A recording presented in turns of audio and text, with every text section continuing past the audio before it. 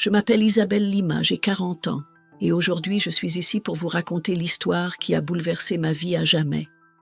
Pendant plus de 20 ans, j'ai vécu entre les murs d'un couvent en Italie, persuadée que mon sacrifice était la volonté de Dieu.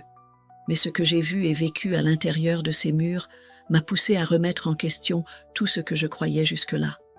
J'ai grandi dans une famille profondément attachée aux traditions, dans un village où la religion n'était pas seulement une croyance, mais le fondement même de notre existence. Mon père, un homme strict aux principes inflexibles, considérait la foi comme le socle de l'ordre et de la discipline à la maison. Depuis mon enfance, j'ai été élevée selon les dogmes rigoureux du catholicisme, où la dévotion n'était pas un choix personnel, mais une obligation incontestable.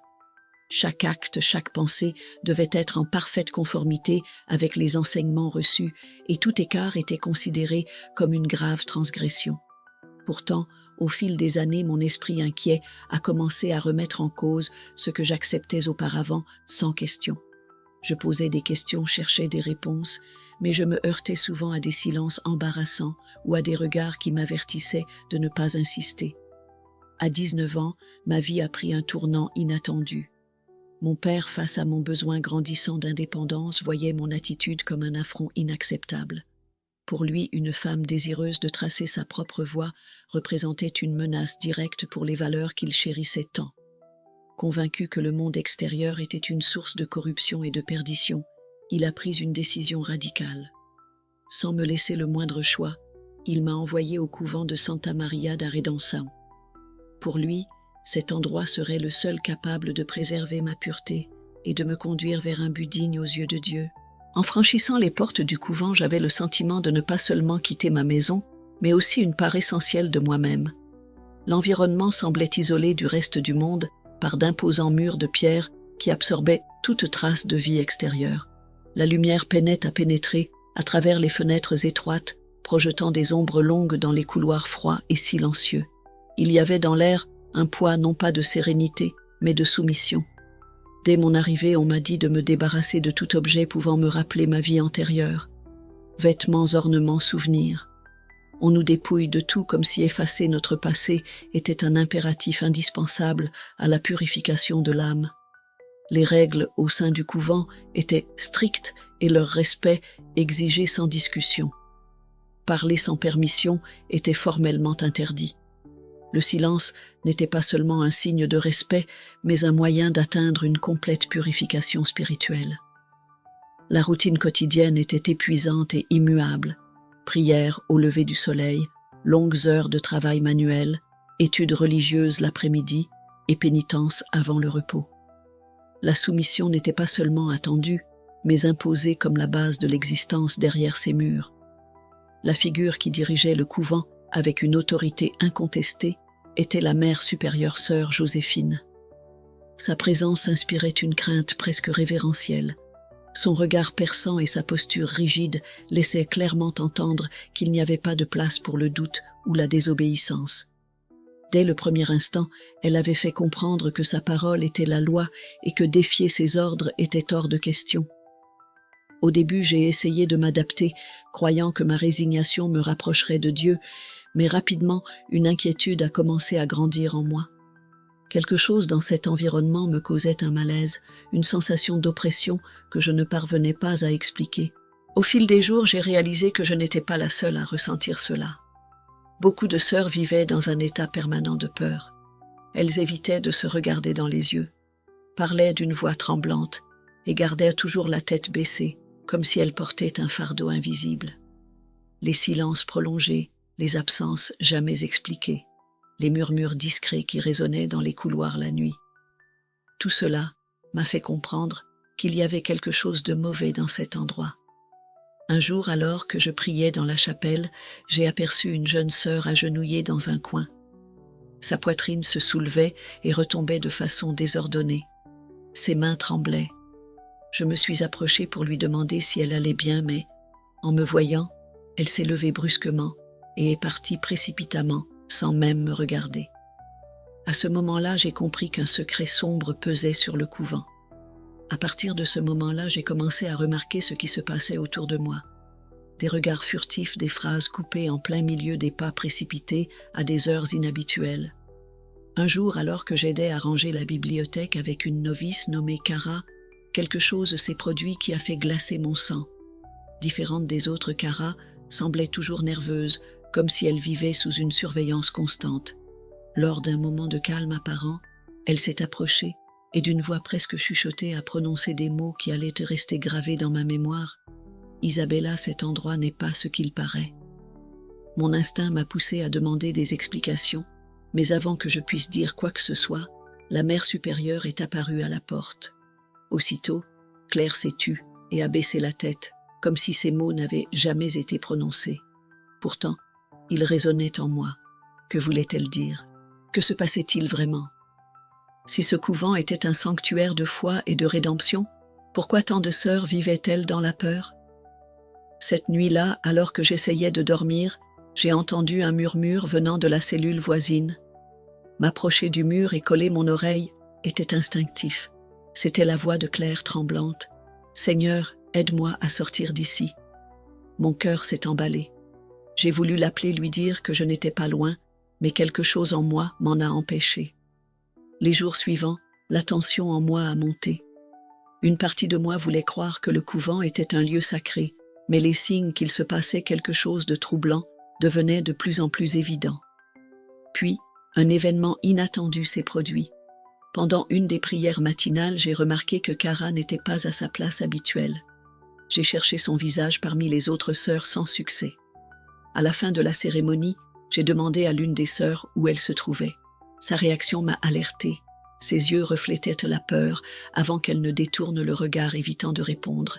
J'ai insisté auprès d'une autre sœur, mais avant qu'elle ne réponde, la mère supérieure est apparue et a annoncé froidement « Tiara a été transférée, pas de questions supplémentaires, mais j'avais tellement de questions. » Son absence était impossible à ignorer, et ce qui m'inquiétait le plus, c'était le silence total qui l'entourait.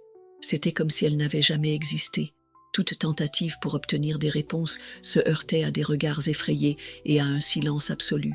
C'est alors que la mère supérieure, remarquant mon insistance, m'a convoqué un soir dans son bureau. La salle était froide et austère, ornée d'images sacrées et d'un grand crucifix suspendu au mur. Sans jamais lever les yeux des papiers posés sur son bureau, elle déclara d'un ton glacial « Sœur Isabella, j'ai remarqué votre agitation. Rappelez-vous que l'obéissance est le fondement de notre vie consacrée à Dieu. » Je restais sans voix. Son ton ne laissait place à aucune contestation. « Ici, nous suivons la volonté du Seigneur, » continua-t-elle. « Nous ne devons pas nous laisser distraire par des sujets qui ne nous concernent pas. Chiara a été transférée pour des raisons qu'il n'est pas nécessaire d'expliquer. Concentrez-vous sur votre foi. » Je quittais la pièce le cœur lourd. Quelque chose n'allait pas, je le savais, mais comment découvrir la vérité sans attirer l'attention? Depuis ce jour, j'ai feint la soumission, mais en secret, j'ai commencé à chercher des réponses. Puis, une nuit sombre, je trouvai la preuve que mes craintes étaient justifiées. Mes mains tremblaient en refermant le journal. Là, dans ces pages jaunies, se trouvait la confirmation de mes pires angoisses. Ce qui se passait dans ce couvent ne datait pas d'hier. C'était quelque chose qui s'étirait depuis des années, peut-être même des décennies dissimulées sous un voile de silence et de terreur. Je pris une profonde inspiration, tentant de contenir la panique. Je regardais autour de moi, m'assurant que personne ne m'avait suivi, puis cachai le carnet sous mes vêtements avant de quitter le grenier d'un pas rapide mais discret.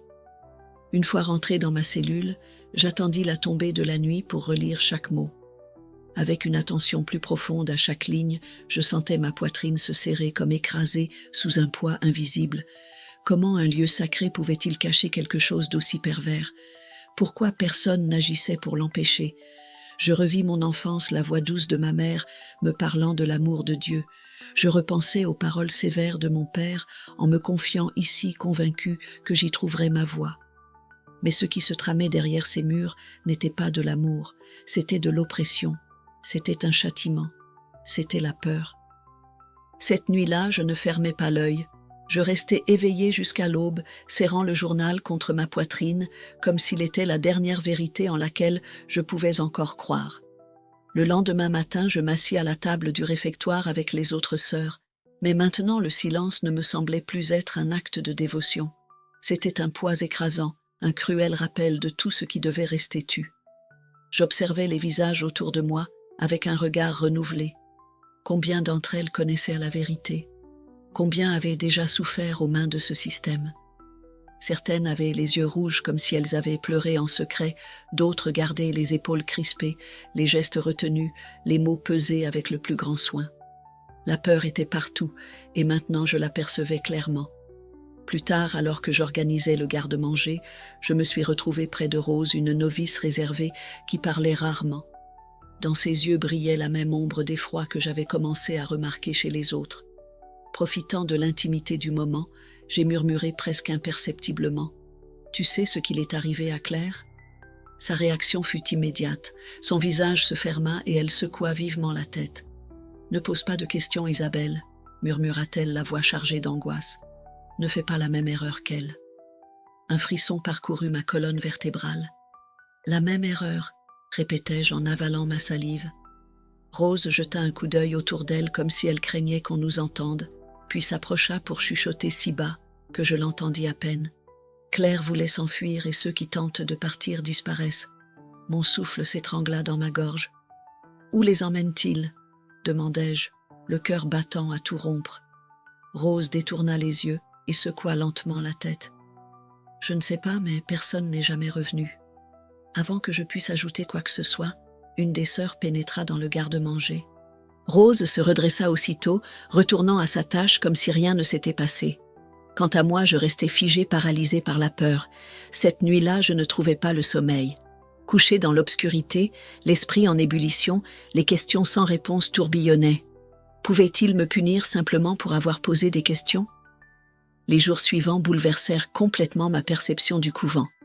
Avant, je croyais que sa rigueur était une forme de dévotion. Désormais, je voyais nettement qu'il s'agissait d'un système bâti sur la peur. Des châtiments cruels étaient infligés pour des fautes dérisoires. Des heures interminables passées à genoux sur des grains de riz, des jeûnes prolongés jusqu'à la faiblesse extrême, l'isolement dans des cellules obscures. Il ne fallut pas longtemps avant que je sois moi-même punie. Un après-midi, pour ne pas avoir terminé ma tâche de nettoyage dans le temps imparti, je fus obligée de rester à genoux en prière pendant 6 heures d'affilée immobile. La brûlure dans mes jambes devint une douleur lancinante.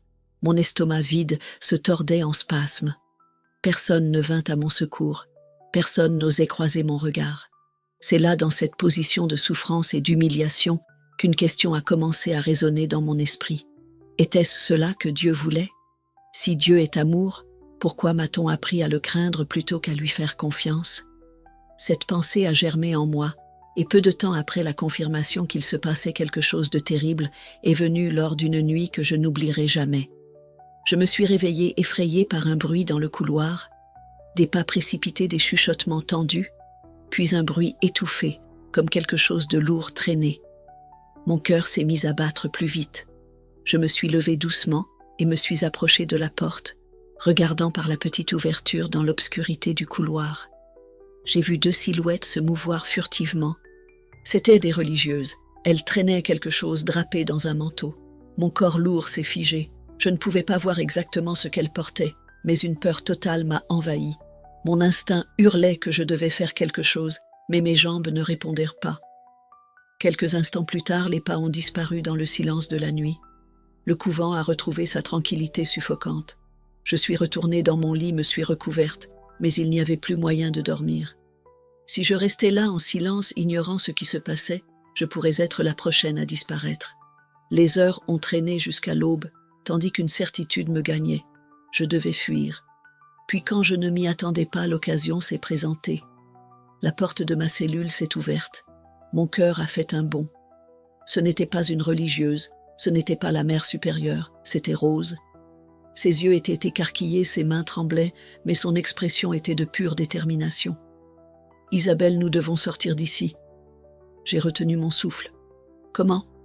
Nous n'avons pas de temps. » A-t-elle coupé ? Je connais un moyen. Je l'ai suivie sans hésiter. Nous sommes sortis en silence dans les couloirs plongés dans l'obscurité, éclairés seulement par les bougies dispersées sur les autels. Chaque ombre semblait être un danger imminent, et chaque bruit me faisait retenir ma respiration. Si on nous découvrait, ce serait notre fin. Rose m'a guidée jusqu'à une petite porte latérale, cachée au bout d'un couloir oublié. La clé est avec la mère supérieure. ai-je chuchoté, la panique serrant ma gorge. Elle a sorti quelque chose de sa robe, un trousseau de clés. Je l'ai prise en ramassant le linge à la blanchisserie. J'ai avalé difficilement. Chaque seconde semblait une éternité. Rose a essayé la première clé. Rien. La seconde. Pas encore. Ma poitrine brûlait d'anxiété. À la troisième tentative, nous avons entendu le clic métallique. La porte a grincé en s'ouvrant. Nous avons échangé un regard et nous sommes partis en courant. Le vent frais de la nuit fouettait mon visage comme une lame. Les murs du couvent étaient hauts, mais Rose m'a conduit jusqu'à un arbre dont les branches penchaient au-dessus d'eux. Nous devons grimper. Mes mains transpiraient, mon corps était faible mais la peur l'emportait. Je me suis agrippée à l'écorce rugueuse et nous avons escaladé le mur. Au sommet, nous nous sommes arrêtés un instant. Devant nous, il y avait. Le monde extérieur n'était pas un décor grandiose, seulement les rues silencieuses d'un village endormi. Mais pour moi, c'était la liberté. Nous avons sauté. L'impact nous a secoués, mais nous n'avons pas ralenti. J'ai tenu la main de Rose. Nous avons couru sans jamais regarder en arrière. Nous avons couru comme si nos vies en dépendaient, car c'était le cas. Je ne sais pas combien de temps nous avons fui. Des minutes, des heures, une éternité. Le sol froid fouettait nos pieds nus, l'air glacial piquait notre peau, mais nous ne pouvions pas nous arrêter. Quand nous avons enfin ralenti, nous étions bien au-delà des limites du village. Le ciel commençait à s'éclaircir à l'horizon, baignant le paysage de doux tons orangés, tout comme Rose. Rose est tombée à genoux haletante. Je me suis effondrée à côté d'elle, sentant chaque muscle de mon corps brûler sous l'effort. Nous avions réussi, nous avions échappé à tout ça. Et maintenant? Le vent frais du matin nous entourait, et pour la première fois j'ai ressenti le vide autour de moi. J'étais libre, mais je n'avais plus de maison. Des larmes brûlaient mes yeux. Que fait-on maintenant? Murmura Rose faiblement. J'ai regardé l'horizon vers ce monde inconnu devant nous. Le soleil se levait timidement, portant la promesse silencieuse d'un nouveau départ. Je connais un endroit, ai-je murmuré, tentant de masquer l'incertitude dans ma voix. Je ne savais pas s'il existait encore, si les gens qui autrefois nous avaient accueillis étaient toujours là, mais c'était notre seul espoir. J'ai essuyé mes larmes et serré la main de Rose avec force. Dieu nous guidera. Nous avons repris notre marche. Chaque personne que nous croisions nous lançait des regards méfiants. Nous n'étions que deux femmes maigres en haillons et sales, sans direction, sans certitude, sans avenir défini. Mais nous ne nous sommes pas arrêtés. Le souvenir de la maison est revenu comme un souffle venu du passé. J'étais enfant quand ma mère m'y avait emmené. C'était une maison modeste mais accueillante, où une famille chrétienne aidait ceux dans le besoin. S'ils étaient toujours là, peut-être nous offriraient-ils un refuge. En la voyant, j'ai su que c'était la même maison. Les murs blancs étaient plus abîmés, et le jardin autrefois fleuri était désormais envahi par des herbes sèches. Le temps avait laissé ses traces, mais quelque chose dans cette maison dégageait encore une impression de sécurité. Rose a hésité quand je me suis arrêtée devant la porte en bois. Mon cœur battait la chamade. J'ai dégluti et j'ai frappé. Nous avons attendu en silence. Des pas se rapprochèrent de l'autre côté. La porte a grincé. En s'ouvrant, une femme d'âge mûr nous a regardés avec surprise. Son visage était doux, encadré par des cheveux attachés en un chignon un peu négligé. « Oui » a-t-elle demandé avec douceur. Ma gorge était sèche. « Je m'appelle Isabelle » ai-je réussi à dire. « Il y a longtemps, ma mère m'a amenée ici. Vous aidiez des gens en difficulté. » L'expression sur son visage a changé. Une ride est apparue entre ses sourcils, tandis qu'elle parcourait sa mémoire. Puis elle a murmuré presque incrédule. « Isabelle, la fille de Thérèse. » Mon cœur s'est arrêté un instant. « Oui » ai-je répondu d'une voix faible. Ses yeux brillaient d'émotion. « Mon Dieu » s'est-elle exclamée, avant de me serrer dans une chaleureuse étreinte. « Ici, vous serez en sécurité. » Et pour la première fois, j'ai su que c'était vrai. Les jours qui ont suivi ont été une période d'adaptation. Mon corps était encore faible et mon esprit hanté par les horreurs du couvent. Parfois, je me réveillais au milieu de la nuit, le cœur battant, m'attendant à entendre les pas sévères de la mère supérieure ou les murmures effrayés des sœurs dans les couloirs sombres. Mais en ouvrant les yeux, tout ce que je voyais était la douce lumière de la lampe de chevet à côté du lit. La peur ne disparaissait pas d'un coup. Rose affrontait aussi ses propres fantômes. Nous passions des heures assises dans la cour, dans le petit jardin ou dans la cuisine en silence. Nous n'avions pas besoin de mots. Nous savions que nous étions en train de nous reconstruire côte à côte. Mon père, quand il nous a enfin retrouvés, m'observait avec patience. Il ne m'a jamais forcé à parler de ce que j'avais vécu, mais un après-midi, alors que nous prenions le café, il a brisé le silence. « Ma fille, as-tu ressenti la présence de Dieu en ce lieu ?» Sa question m'a surprise. J'ai réfléchi un instant avant de répondre. « Oui, mais pas de la manière dont on m'a appris à croire. » Il a incliné la tête, attendant que je poursuive. Quand j'étais enfermée dans cette cellule, je pensais que tout était perdu. Je croyais que Dieu m'avait abandonnée. Mais au moment où j'allais abandonner, j'ai ressenti quelque chose qu'il a répété avec tendresse. Ce n'était pas une voix, ce n'était pas un miracle visible, c'était la paix. C'était comme si tout à coup, je savais que je n'étais pas seule. Ses yeux brillaient. Dieu ne t'a jamais abandonnée, Isabelle. Mais parfois, les gens déforment la foi pour contrôler les autres. La vraie foi n'est pas la peur, c'est l'amour. Ces mots sont restés gravés dans mon cœur. Jour après jour, Rose et moi avons commencé à reconstruire nos vies. On nous a offert des vêtements propres, des repas chauds, et peu à peu nous avons recommencé à ressentir que nous avions un endroit où appartenir. J'aidais mon père dans l'atelier de menuiserie et chaque pièce de bois que je travaillais semblait restaurer une partie de moi. Je passais par la cuisine de la maison qui nous avait accueillis. De temps en temps, je souriais, me permettant un geste qui paraissait impossible auparavant. Mais le plus grand changement est survenu lorsque mon père nous a emmenés à l'église. Ce n'était pas un endroit sombre comme le couvent, c'était une petite construction en bois baignée de lumière grâce aux grands vitraux colorés. Dès que je suis entrée, j'ai ressenti une pression sur ma poitrine, mais ce n'était pas de la peur, c'était de l'émotion. À l'intérieur, les gens chantaient avec joie, priaient avec sincérité. Il n'y avait pas d'imposition, juste de la gratitude. Le pasteur nous a accueillis avec un sourire chaleureux. Il n'a rien demandé. Il nous a simplement invités à nous asseoir et à écouter. Dieu ne s'éloigne jamais de nous, a-t-il dit. C'est nous parfois qui nous éloignons de lui, mais son amour est éternel. Ces paroles m'ont frappé comme un éclair. C'était comme s'il me parlait directement. Des larmes ont coulé sur mes joues, mais cette fois ce n'étaient pas des larmes de douleur, elles étaient de guérison. Mon père a tenu ma main avec tendresse. Rose pleurait en silence à mes côtés. Et j'ai alors compris.